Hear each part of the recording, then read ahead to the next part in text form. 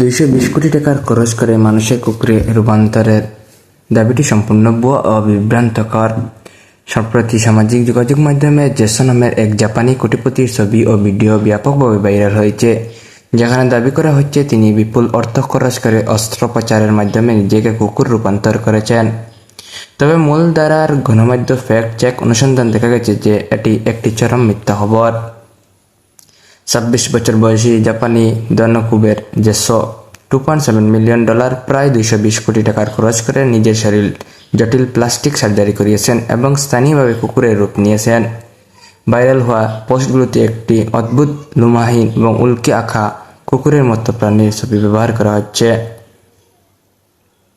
কেন সার্জারি বা রূপান্তর হয়নি? চিকিৎসা বিজ্ঞান এবং জীববিজ্ঞানের নিয়ম অনুসারে মানুষের ডিএনএ শরীর পরিবর্তন করে কুকুরে রূপান্তর করা সম্পূর্ণ অসম্ভব। কোনো আন্তর্জাতিক গণমাধ্যম বা চিকিৎসা সংস্থা এই ধরনের অদ্ভুত অস্ত্রোপচারের সত্যতা নিশ্চিত করেননি।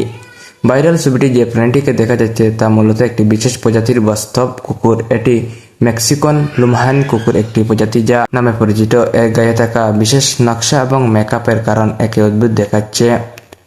এই গজবটি মূলত 2022 সালে জাপানের টোকো নামে এক ব্যক্তি সত্য ঘটনা বিকৃত করে তৈরি করেছেন। টোকো কোনো সার্জারি করেননি, বরং তিনি নিজের ছোটবেলার শখ পূরণ করতে জাপানি কস্টিউম মেকিং এবং কোম্পানি জ্যাপট থেকে 20 লক্ষ ইয়ান অর্থাৎ 12 থেকে 14 লাখ টাকা নিয়ে এটি হুবহু কুকুরের মতো দেখে হাইপার রিয়েলিস্টিক পোশাক বানিয়েছিলেন।